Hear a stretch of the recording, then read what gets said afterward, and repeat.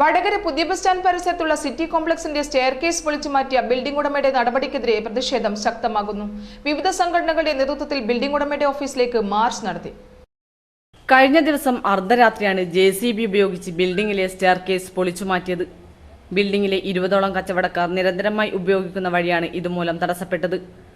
Shop ഉടമകളെ അറിയിക്കാതെ അർദ്ധരാത്രി staircase പൊളിച്ചു മാറ്റിയ ബിൽഡിംഗ് ഉടമയുടെ നടപടിക്കെതിരെ പ്രതിഷേധം ശക്തമായിരിക്കുകയാണ്. 20 വർഷത്തോളം പഴക്കമുള്ള ഈ കെട്ടിടത്തിൽ 200-ൽ പരം കച്ചവട സ്ഥാപനങ്ങൾ നിലവിലുണ്ട്. കെട്ടിടത്തിലെ പ്രധാന സ്ഥാപനമായ ത്രിവേണി സൂപ്പർ മാർക്കറ്റിന്റെ ബോർഡുകൾ നശിപ്പിക്കപ്പെടുകയും കറന്റ് വിച്ഛേദിക്കപ്പെടുകയും ചെയ്തിട്ടുണ്ട്. സൂപ്പർ മാർക്കറ്റിന്റെ മാനേജർ ഇതിനെതിരെ പോലീസിൽ പരാതി നൽകി. ബിൽഡിംഗിന്റെ കാർ പാർക്കിംഗ് ഏരിയയിൽ അനധികൃത റൂമുകൾ പണിയാൻ വേണ്ടിയാണ് ഈ നീക്കത്തിന് പിന്നിലെന്ന് ഇവിടുത്തെ കച്ചവടക്കാർ പറഞ്ഞു. ത്രിവേണി സൂപ്പർ മാർക്കറ്റിന്റെ ബിൽഡിംഗിൽ, അതായത് സിറ്റി കോംപ്ലക്സ് എന്ന് പറയും, വടകര എടോടി റോഡിലുള്ള കുഞ്ഞിപ്പറമ്പത്ത് മൂസാജി, കുരിക്കിലാടുള്ള കുഞ്ഞിപ്പറമ്പത്ത് മൂസാജി എന്ന് പറയുന്ന ബിൽഡിംഗ് ആണ്. അയാളുടെ മക്കൾ, അതായത് ജീപ്പാസ് എന്ന് പറഞ്ഞാൽ എല്ലാവർക്കും അറിയാം, അവരുടെ ബിൽഡിംഗ് ആണ്. അപ്പോൾ അവിടെ 20 വർഷമായിട്ടുള്ള ബിൽഡിംഗ് ആണ്. ഏകദേശം 15 വർഷമായിട്ട് ഞാനവിടെ ഷോപ്പ് നടത്തിക്കൊണ്ടിരിക്കുന്നതാണ്.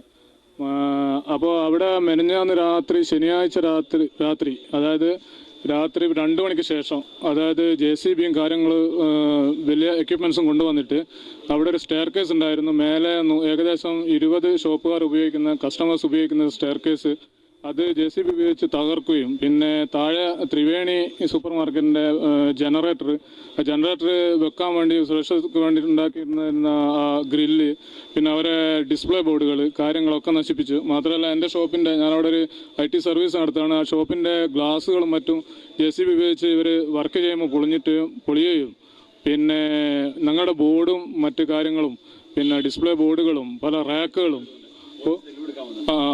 അതൊക്കെ അവർ നശിപ്പിച്ചിട്ടുണ്ട്. മാത്രമല്ല ഇവർ അനധികൃതമായിട്ട് KSEBയുടെ യാതൊരു കൺസെൻറ്റും വാങ്ങിക്കാതെ അവിടെയുള്ള അണ്ടർഗ്രൗണ്ട് ലൈന്, അതായത് പവർ കേബിള് JCB വെച്ച് കട്ട് ചെയ്യും. ആ ബിൽഡിംഗ് മുഴുവൻ ഇപ്പം വെളിച്ചവും വെള്ളവും ഇല്ലാത്ത അവസ്ഥയിലാണ്. അപ്പോൾ ഇത്രയും കാലം ആൾക്കാർ ഉപയോഗിച്ചുകൊണ്ടിരിക്കുന്ന ഈ സ്റ്റെയർകേസ് പൊളിച്ചത് അവർ ശരിക്കും ഈ കാർ പാർക്കിംഗ് ഏരിയയിൽ വീണ്ടും ഒരു റൂമിന് എടുക്കാൻ വേണ്ടിയിട്ട് വടകര മുനിസിപ്പാലിറ്റി എന്ന ബിൽഡിംഗ് അനധികൃതമായിട്ട് ബിൽഡിംഗ് പെർമിറ്റ് പാസ്സാക്കിയിരിക്കുകയാണ്. ആ പെർമിറ്റിൽ പാസ്സാക്കിയാണ്. മാത്രമല്ല ഈ മുനിസിപ്പാലിറ്റി ഞങ്ങൾ അന്വേഷിച്ചപ്പോൾ അത് ഡിമോളിഷൻ, ഈ നിലവിലുള്ള സൗകര്യങ്ങൾ അല്ലെങ്കിൽ സ്റ്റെയർകേസും മറ്റും ഡിമോളിഷ് ചെയ്യാനുള്ള യാതൊരുവിധ പെർമിഷനും എടുക്കാതെ, അത് KSEBനെ അറിയിക്കാതെ, ഞങ്ങളെ ഒരു കച്ചവടക്കാരനെയും അറിയിക്കാതെ, ശനിയാഴ്ച രാത്രി ആരും ഇല്ലാത്ത സമയത്ത് 2 മണിക്ക് ശേഷം വടകരയിലുള്ള കുറച്ച് കോൺട്രാക്ടർമാരും ഇവരെ ഈ കുഞ്ഞിപ്പറമ്പത്ത് മൂസാജി എന്ന് പറയുന്ന ആളുടെ മക്കളും വന്നിട്ട് മുഴുവൻ പൊളിച്ചു നീക്കിയിരിക്കുകയാണ്. സ്ത്രീ തൊഴിലാളികൾ ഉൾപ്പെടെ 400-ൽ പരം തൊഴിലാളികളുള്ള ഈ കെട്ടിടത്തിന് ആവശ്യത്തിൽ മൂത്രപ്പുരയില്ലെന്നും തുടക്കം 10ഓളം മൂത്രപ്പുരയുണ്ടായിരുന്നെന്നും ഇവർ പറഞ്ഞു.